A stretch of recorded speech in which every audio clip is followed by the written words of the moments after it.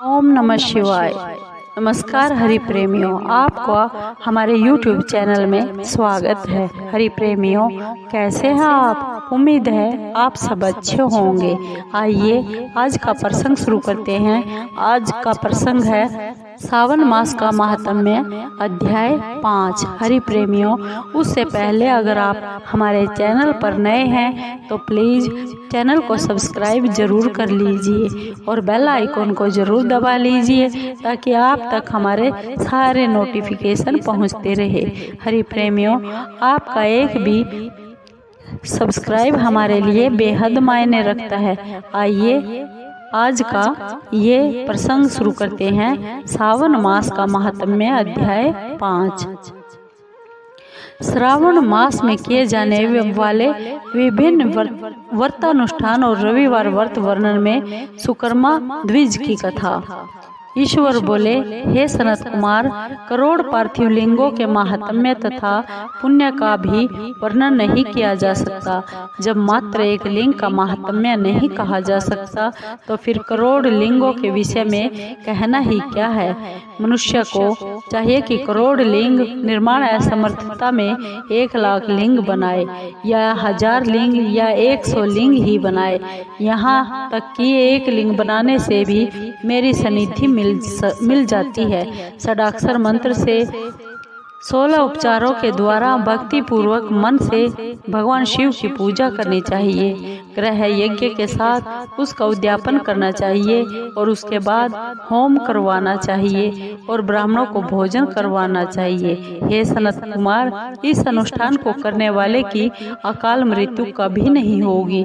यह व्रत बांझपन को भी दूर करने वाला है, सभी विपत्तियों का नाश करने वाला तथा संपत्तियों की वृद्धि करने वाला, मृत्यु के बाद वह मनुष्य कल्प पर्यंत मेरे समीप कैलाश वास करने वाला होता है। जो मनुष्य श्रावण मास में पंचामृत से शिवजी का अभिषेक करता है वह सदा पंचामृत का पान करने वाला, अत्यंत मधुर भाषण करने वाला, त्रिपुर के शत्रु भगवान शिव को बहुत प्रिय होता है। जो इस मास में अनोदान व्रत करने वाला तथा हविष्य अन्न ग्रहण करने वाला होता है वह सभी प्रकार के धान्यों का अक्षय निधि स्वरूप हो जाता है। पत्तल पर भोजन करने वाला श्रेष्ठ मनुष्य स्वर्ण पात्र में भोजन करने वाला तथा शाक को त्याग करने से शाककर्ता हो जाता है। श्रावण मास में केवल भूमि पर सोने वाला कैलाश में निवास प्राप्त करता है। इस मास में एक दिन भी प्रातः स्नान करने से मनुष्य को 1 वर्ष स्नान करने का फल का भागी कहा गया है। इस मास में जितेंद्रिय होने से इंद्रिय बल प्राप्त होता है। इस मास में पाषाण, मृत्तिका, मरकतमणि, स्फटिक, पिष्ट, चंदन, नवनीत, धातु आदि से निर्मित अथवा अन्य किसी भी शिवलिंग के साथ ही किसी स्वयं आविर्भूत न हुए लिंग में श्रेष्ठ पूजा करने वाला मनुष्य सैकड़ों ब्रह्म हत्या को भस्म कर डालता है। किसी अक्षेत्र में सूर्य ग्रहण या चंद्र ग्रहण के अवसर पर तीर्थ स्थान पर जाकर 1,00,000 जप से जो सिद्धि होती है वह इस मास में एक बार के जप से ही हो जाती है। अन्य समय में जो 1000 नमस्कार और प्रदक्षिणाएं की जाती है उनका जो फल होता है वह इस मास में एक बार करने से ही प्राप्त हो जाता है। मुझको प्रिय यह सावन का महीना वेद पारायण करने पर सभी वेद मंत्रों की पूर्ण रूप से सिद्धि हो जाती है। श्रद्धा युक्त होकर इस महीने में 1000 बार पुरुष सूक्त का पाठ करना चाहिए और कलयुग में उसका 4गुना पाठ करना चाहिए अथवा वर्ण संख्या का 100 गुना पाठ करना चाहिए। अथवा वह करने में असमर्थ हो तो आलस्यहीन होकर मात्र 100 पाठ करने चाहिए।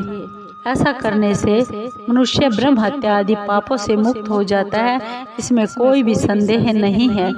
गुरु पत्नी के साथ संसर्ग जन्य पाप के लिए यही महान प्रायश्चित है। इसके समान पुण्यप्रद, पवित्र तथा पाप नाशक कुछ भी नहीं है। पुरुष सूक्त के जप के बिना इस महीने में एक भी दिन व्यतीत नहीं करना चाहिए। जो मनुष्य फल को अर्थवाद कहता है वह नरक का गामी होता है। इस महीने में तिल, चारू, समिधा, घी से ग्रह यज्ञ होम करना चाहिए। शिव के रूपों का भली भांति ध्यान करके धूप, दीप, गंध, नैवेद्य आदि से पूजन करना चाहिए और अपने सामर्थ्य के अनुसार कोटि होम, लक्ष होम और 10 सहस्त्र होम करना चाहिए। तिलों के द्वारा भी यह ग्रह यज्ञ नामक होम किया जाता है। इसके बाद अब मैं वारों के व्रत का वर्णन करूंगा, आप सुनिए। हे अनग, उनमें सर्वप्रथम मैं आपको रविवार के व्रत के बारे में बताऊंगा। इस संबंध में लोग एक प्राचीन इतिहास को कहते हैं। प्रतिष्ठानपुर में एक सुकर्मा नामक एक ब्राह्मण था। वह दरिद्र, कृपण और भिक्षावृत्ति में लगा रहता था। एक बार वह धान्य मांगने के लिए घूमते घूमते नगर में चला गया। उसने किसी एक गृहस्थ के घर में मिलकर रविवार का उत्तम व्रत करती हुई स्त्रियों को देखा। तब उसे देखकर वे स्त्रियां परस्पर आपस में कहने लगी कि इस पूजा विधि को शीघ्रता पूर्वक छिपा लो। यह सुनकर वह विप्र उन स्त्रियों से बोला, हे श्रेष्ठ स्त्रियों, आप लोग इस व्रत को क्यों छिपा रही हो? समान चित्त वाले सज्जनों के लिए परमार्थ ही स्वार्थ है। मैं दरिद्र तथा बहुत दुखी हूँ।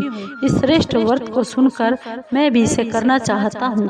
अतः आप लोग इस व्रत का विधान व फल मुझे अवश्य बताइए। स्त्रियां बोली, हे ब्राह्मण, इस व्रत के करने से आप उन्माद तथा प्रमाद करेंगे अथवा भूल जाएंगे और इसके प्रति अभक्ति और अनास्था रखने लगेंगे। अतः आपको यह व्रत हम कैसे बताएं?